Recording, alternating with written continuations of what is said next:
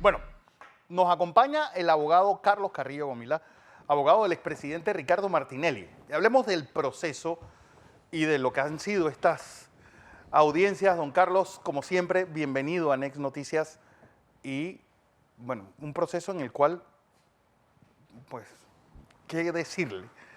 Ayer se descubrieron las barajas por parte de los querellantes con cifras realmente alucinantes. Bienvenido. Bueno, muchas gracias. Sí, mira, el total reclamado por 3 de los 6 querellantes es 55.955.000 dólares, a título, en este caso, contra el expresidente Ricardo Martinelli.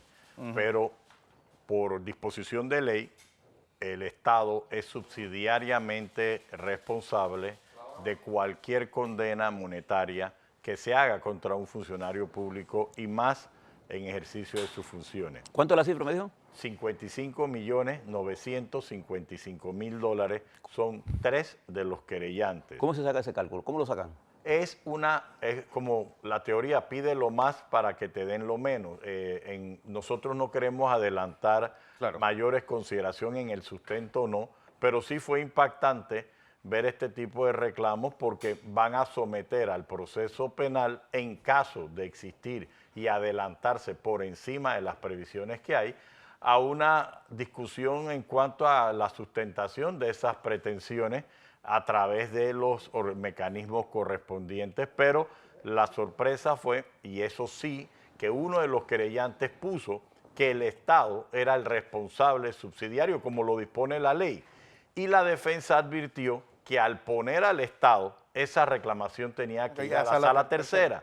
Eso provocó esta vorágine porque fue una puntualización de la defensa, decir, hey, tú me puedes demandar a mí por lo que quieras, pero al poner al Estado, tiene que irse a la sala tercera. El magistrado Mejía definió que estaba claramente presentado la pretensión contra Ricardo Martinelli y que dentro de esa pretensión de los 55.955.000 dólares no estaba demandado el Estado en este momento, pero quedó expuesto de que el Estado será el responsable subsidiario de responder por cualquier condena contra un funcionario que en ejercicio de su función. Bajo esa premisa, es decir, cuando se han dado casos, no estoy hablando de que este caso lo sea, pero cuando se han dado casos de terrorismo de Estado, el Estado no es el que tiene que cargar con lo que hacen sus funcionarios. Casos de desaparecidos, casos de asesinatos, casos de violaciones a la propiedad. Siempre Correcto, el Estado. Pero no releva. Pero lo que pasa es que históricamente los funcionarios públicos hacen los actos, cometen los hechos, son los responsables, pero al que comprometen es al Estado. Es, por ejemplo, el caso, y es un caso que me atañe muy cercanamente, cuando el cierre de KW Continente es como si yo hubiera ido directamente a pedir indemnización al presidente del Valle, que era el presidente en ese momento. Correcto. Tú podías ir el hecho de que el Estado sea el responsable no releva al funcionario. El problema es lo contrario, y te lo adelanto. Pero no debería empezar por el Estado y llegar después al funcionario. Mi criterio es que no, perdonen que se lo diga claramente, porque el día que los funcionarios públicos y que los funcionarios judiciales, cualquier funcionario o servidor público, comprenda que él empeña su patrimonio con sus acciones, habría un poquito más de prudencia. Pero cuando tú haces algo y no tienes que responder, sino el que el baile lo paga otro, se dan estos excesos. Te pongo un ejemplo. Todos los actos que implicaron daños a terceros, promovidos por lo que tú dices, una política de Estado, los funcionarios, o sea, la persona que lo comete tiene el criterio que tú dices, tiene el criterio que pague el Estado. Entonces, eso está dando que no hay una especie de prudencia en la actuación. Para nuestro juicio, aquí lo que ha llamado y ha como tocado la campana es que, hombre, 55.955.000 dólares por 3 de los 6 querellantes. Entonces, ya uno ve que la finalidad del proceso penal, su utilización pública va en otra vía y ha desnaturalizado. Mira, cuando aquí siquiera se habló de una conversación de un posible acuerdo que Ricardo Martinelli no ha autorizado a nadie. Ricardo Martinelli se declaró inocente desde el primer día. Ahora tú mezclas eso con una campaña pública extorsiva que pasó por medio de una dama que por su origen colombiano fue vejada públicamente, que se trató de imputar a Ricardo Martinelli situaciones personales para atacarlo.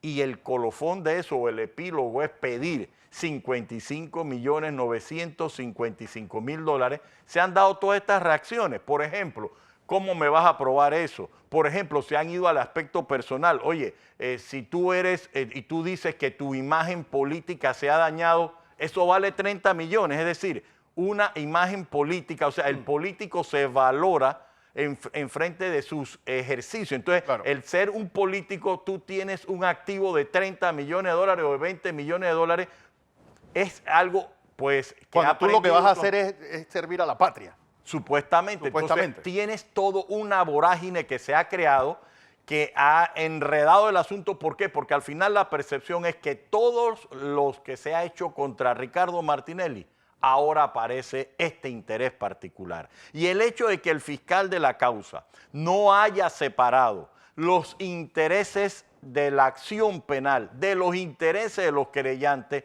ahora ha prendido una gran interrogante. ¿Qué es lo que se quiere con este proceso? Ahora, yo quisiera aprovechar su presencia aquí y con el permiso aquí del director de este negocio nuestro. El vendedor principal, más bien. Plantea lo siguiente, y sobre todo para educar a nuestra audiencia. Hay un principio básico en la convivencia humana, es que los derechos humanos son irrenunciables. Aunque yo quiera renunciar a un derecho humano civil, yo no puedo. Son irrenunciables, por ejemplo. ¿Y eso a qué me lleva esto? Desde que el expresidente y miembro del Parlacén, Ricardo Martinelli, regresó al país, ha habido una serie de violaciones del proceso y ha convertido al juez de garantías en una super persona con capacidad de legislar desde la banca de juez. Por ejemplo, para que usted recuerde, cuando llega el expresidente Martinelli, se le impide que los abogados tengan asesor. Cuando eso debió ser, eso es una condición sine qua non para él y para cualquier panameño o panameña. Dos, a él se le hace una acusación sin haberle hecho una imputación. Eso es una violación a la Constitución y a la ley de esta República. A él se le niega a la defensa información clave para la defensa. Se lo comparo con Uribe y esta es mi pregunta ahora. La Corte Suprema de Justicia de Colombia le da todo el tiempo necesario al presidente Uribe para que se prepare para la indagatoria, que es el proceso de imputación de una investigación que la Corte hace. Todo el proceso. En todo este proceso de violación que se ha hecho al procedimiento, ¿cuándo se va a pronunciar el Pleno de la Corte con respecto al fondo de estas materias? Bueno, por disposición del juez de garantía, desde que esto se suspendió el 21 de diciembre del año 2015 hasta el 12 de junio del 2018, en ese periodo de tiempo todas las nulidades quedaron dichas que iban a ser discutidas en este momento. Y en este momento él decidió 7 nulidades en un solo acto. De esas 7 nulidades ya hay 3 amparos propuestos y que están en trámite. Una, por lo que usted acaba de referir, de acusar sin imputar. O sea, pueden dar la explicación científica más brillante, pero hay un elemento claro: uno no puede acusar a una persona sin imputar. A nadie. A nadie. No puede, es una cuestión científicamente imposible. Eso es parte de los principios del derecho. Cuando tú tomas una decisión así, entonces comienzan la contranatura de las actuaciones. Entonces tú comienzas a decir, no, desde el momento en que yo admití la acusación o la denuncia, desde ese momento yo te estaba imputando. Y es más, una denuncia es más que una imputación. Entonces cuando tú oyes eso, tú dices, hombre... Eso es una aberración jurídica. A mi criterio, sí. Pero la decisión del magistrado, juez de garantía, entonces uno tiene que recurrirla respetuosamente. Entonces, ¿qué sucede ahora? Como eso se hizo, aparece otro fenómeno. Cuando la Corte admitió, la Corte dijo, mira, esto es un mero acto de trámite, por tanto, el fuero electoral no se levanta sino hasta después que se admita. ¿Por qué? Porque aquí comienza el proceso. Correcto. Entonces ahora resulta que como tú dijiste 3 años después que la admisión es imputación, entonces la defensa dice, espérate, si tú me imputaste y tú mismo reconoces que yo tenía fuero y me lo levantaron un mes después, entonces tú me violaste el fuero. Entonces y eso tumba todo el proceso. Tumbaría en estricto derecho. Sí. Entonces, y encima de eso, a diferencia de otras legislaciones, Panamá, siempre que la persona perdía el cargo funcional, entonces esto se declinaba competencia. Es que ahí es donde vengo, porque ¿en qué momento la Corte Suprema de Justicia, que incluso en sus redes sociales sigue llamando a Ricardo Martinelli diputado del Parlacén?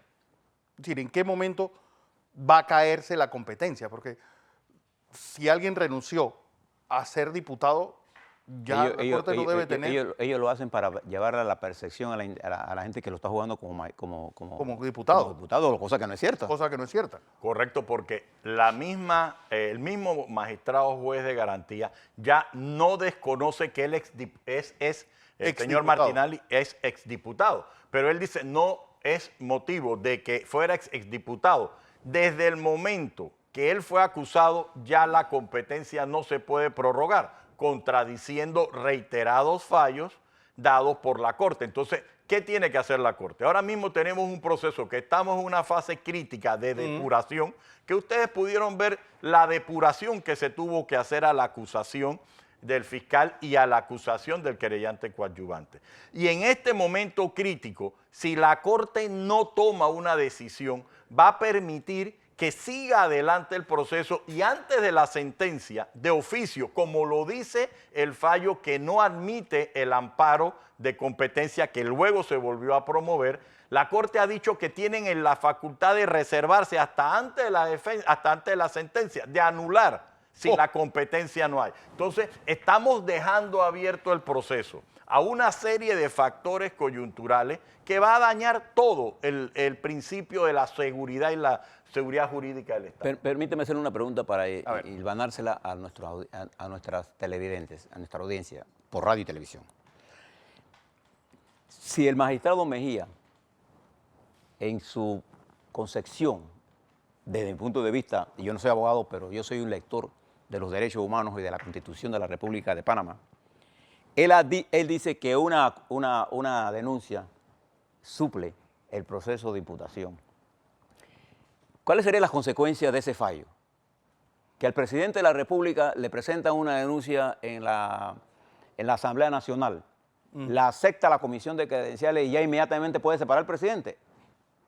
Eso es lo que significaría entender lo que él está diciendo. O sea, a los que están diciendo que Mejía es la gran cosa, yo estoy diciendo que el magistrado Mejía está abusando de su condición de magistrado y está sentando precedentes contra la democracia en este país, porque la democracia solo se resuelve con constitucional. Él sabe eso, pero él está tratando de mantener un proceso a sabiendas que jurídicamente es imposible. Esto no tendría estas consecuencias, por ejemplo, incluyendo para los diputados, que alguien presente denuncia, ¿no así?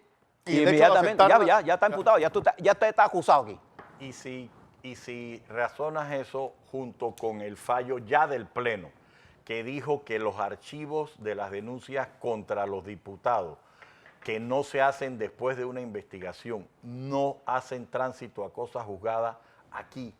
Todos los casos que fueron cerrados por la propia Corte a favor de diputados que no se admitieron denuncias por prueba sumaria o por otras razones. Quedan abiertos. Y las que ha archivado la Asamblea en la Comisión de Credenciales a favor de los magistrados también quedan abiertos. O sea, lo que se cerró hace un año o hace 6 meses, mañana de oficio o a solicitud de parte, la Comisión de Credenciales puede reabrirlo o la Corte Suprema puede considerar. Entonces, esa seguridad jurídica que daba eso, falleció. Correcto, exponiéndose ellos mismos a esta situación de seguridad porque estamos en un sistema político debilitado que está afectando la administración de justicia. Si nosotros tuviéramos un respeto por los fallos judiciales, si no hubiera habido contradicción en los fallos, si nosotros hubiéramos tenido esa seguridad jurídica, pues es diferente. Pero en un sistema democrático en el cual la justicia está en entredicho y se dan estos excesos, entonces estamos sometiendo a una inestabilidad. Te pongo el ejemplo. Ahora mismo nosotros creemos, por las noticias de un medio de difusión, que lamentablemente, mira, hay que aceptar que en nuestra historia republicana no ha habido, como los últimos 3 meses, la filtración de proyectos del fallo de la Corte Suprema de Justicia. Es lamentable. Nosotros por tercera vez nos encontramos esta semana que un periódico con ciertas afinidades ha dicho que viene un fallo y que la defensa en el tema de acusación sin imputación y que hay mayoría de magistrados que ya hay una tendencia a coger el mismo. Entonces, ¿qué hacemos nosotros? ¿Qué periódico? ¿Esa es la prensa? La prensa. Es el diario La Prensa. En el día de ayer dice que hay 3 magistrados que ya han hecho observaciones y ya implícitamente que un proyecto que no admitía un amparo viene favorable o puede variar la situación. Entonces, eso que usted plantea, de que cómo puede haber una acusación sin imputación, tuvo 4 salvamentos de votos en un otro caso que se denomina indulto. Entonces, que es inminente que la mayoría de la Corte, los titulares, consideran que no puede haber acusación sin imputación. Es el momento procesal en que eso se dé y los efectos que eso va a producir al proceso lo que nos va a perjudicar a todos cuando hay factores externos. Yo le quiero decir a nuestra audiencia para su conocimiento, en el Ministerio Público, no hay ningún proceso de acusación si antes no se hace una imputación. Porque al final, usted debe entender, la indagatoria que es al final del día. La indagatoria es el momento en que la fiscalía, el ente investigador, me hace de conocimiento a mí que yo soy objeto de una investigación y me da la oportunidad para que yo haga mis descargos. Después que pasa todo ese proceso, es que viene una acusación con respecto a lo que haya pasado, dependiendo de la prueba que haya presentado.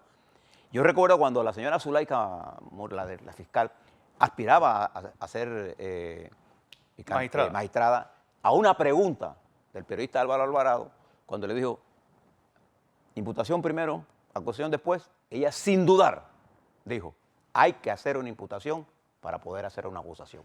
Y te aclaro, paralelamente se llevaron 2 procesos contra diputados que llegaron a imputación. Entonces, ¿cómo tú vas a someter a otros 2 diputados a un proceso distinto y al propio Martinelli, que el magistrado Zamorano pidió imputación? Entonces, ¿cómo tú en un caso dices que sí debe haber imputación y en el otro, en el mismo momento histórico, dices que no? Entonces, esa percepción es de contradicción. ¿No será, abogado, usted que está todos los días allá, que las debilidades estructurales de la justicia han sido aprovechadas por el magistrado Mejía para imponer un criterio y en su intento de salvar un proceso, porque eso es lo que está haciendo, está violando la ley? O sea, ¿no será que él piensa que esto, y lo que quiero recordarle al magistrado Mejía y a todos los magistrados de la Corte Suprema de Justicia, que en ese camino lo que está haciéndole es un daño más estructural a la justicia? ¿Qué sentido tiene que la Corte continúe con esto? Si todo lo que tiene que hacer no tiene competencia, mándelo al Ministerio Público y se acabó. Porque, ¿qué tan adelantado, por ejemplo, estaba el caso del magistrado Benavides cuando él dijo, renuncio a ser magistrado de la Corte Suprema de Justicia y salgo automáticamente de la esfera de un juicio dentro de la Comisión de Credenciales? En un amparo que quedó pendiente por parte de la defensa del magistrado Benavides, bajo ponencia del propio magistrado Zamorano, dijo la Corte que el solo hecho público y notorio que el magistrado Benavides había renunciado provocaba la sustracción de materia en ese amparo y cerraron el amparo. Y ese caso apenas había sido admitido y dado en trámite en la Comisión de Credenciales. Si tú dices que la admisión era una imputación, estábamos en el mismo momento. En el mismo momento. Entonces, ¿por qué en un caso sí la Corte avaló la decisión de la Asamblea? Incluso en el otro caso del magistrado Moncada, una vez que es sentenciado, la Asamblea dice, yo no tengo facultades de tribunal de cumplimiento porque él ya no es magistrado, y lo manda a los tribunales competentes. Yo le contesto el por qué. Porque no habiendo argumentos jurídicos, se impone el argumento político. Y entonces aquí viene el proceso. Ahí es donde viene el aquí es donde viene el problema. Hemos politizado, la justicia. La justicia se ha politizado. Eso es lo que nosotros conocemos en inglés como el lawfare. El lawfare. Eso viene en todo el continente, se viene dando este proceso. Y cada vez que los magistrados, los diputados, los jueces, los fiscales politizan los procesos judiciales, lo que hacen es un daño terrible al proceso judicial. Miren lo que está pasando en los estados. No hay país del mundo que no esté en esta situación. Entonces, ¿qué tenemos que hacer en Panamá? En medio de un proceso electoral. A eso es que voy hoy. Estabilizar el país no significa... Nosotros no estamos pidiendo aquí es que Martínez no lo investiguen. No, lo que estamos pidiendo es que lo hagan en el marco de respeto a la ley y la Constitución. Punto. A él y a todo el mundo. A mí me preocupa lo que está pasando en la Corte, abogado, por las implicaciones que eso podría tener en la transición del próximo gobierno. Se están sentando precedentes que le van a facilitar la persecución política. Y que esto no se acabe nunca. Y que la República quede atrapada en el odio, ¿así? Porque las sociedades se mueven por corrientes negativas, a menos que una dirigencia tenga la capacidad de entender que por ese camino no vamos para ningún lado. Esa es la respuesta para mí de esto. Es el efecto cascada. Mira, que un asistente crea que puede proponer un proyecto a su jefe inmediato de que puede haber acusación sin imputación. Que un fiscal crea que él puede acusar sin imputación. Que un juez de garantía avale que puede existir acusación sin imputación. Que la Corte Suprema de Justicia no corte esa infección y evite gangrenar el sistema, entonces provoca situaciones que ponen en riesgo la estabilidad. Los factores políticos siempre han incidido, igual que los factores económicos, personales, familiares, siempre inciden en la administración de justicia. En cualquier lugar del mundo. Pero lo que es inaceptable es que el sistema de justicia permita que uno solo de esos factores determine una decisión. Eso es lo que está provocando la ruptura. ¿Por qué? Porque uno no puede evitar infectarse de ciertos males. Lo malo es que uno no tenga una reacción inmunológica a las barbaridades que producen destruir la salud del sistema de justicia. Oiga, me quedo con un chiste. En crítica, era una glosa, ¿eh? Decía una de las glosas, que lo que debe hacer el presidente Ricardo Martinelli, primero porque todavía no sabemos si en el expediente hay algo que vincule y que diga que Ricardo Martinelli, en función de presidente de la República, dio la instrucción a este fulano para que grabara eso. Yo no sé si esa evidencia existe. No puedo hablar de eso porque no la conozco. Cuando la conozca podré decirlo. Pero decía de chiste que Ricardo Martinelli lo que debe dar al amigo Doens y a Balbina es el mejor súper, que tenga mejor ingreso. Y está seguro que en 2 meses lo quiebra. Una pregunta, don Carlos, porque también está la polémica cuando se destapa el tapado. Bueno, ahora viene la fase de objeciones. La Fiscalía anunció sus pruebas.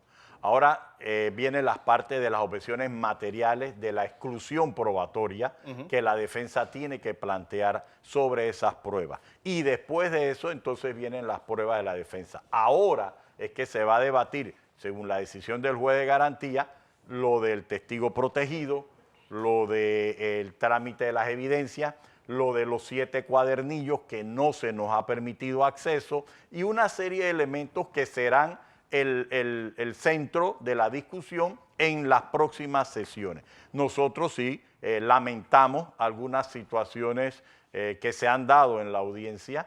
El magistrado juez de garantía ha tomado ciertas previsiones, pero ahora con esta situación de ayer de los 55.955.000 dólares, pues la percepción ciudadana tiene otra interpretación sobre la finalidad de este proceso. Bueno, vamos a ver. Entonces, hoy siguen las objeciones por parte Comienzan las objeciones por parte de la defensa. Por Sí, la defensa. Las primeras fueron objeciones formales.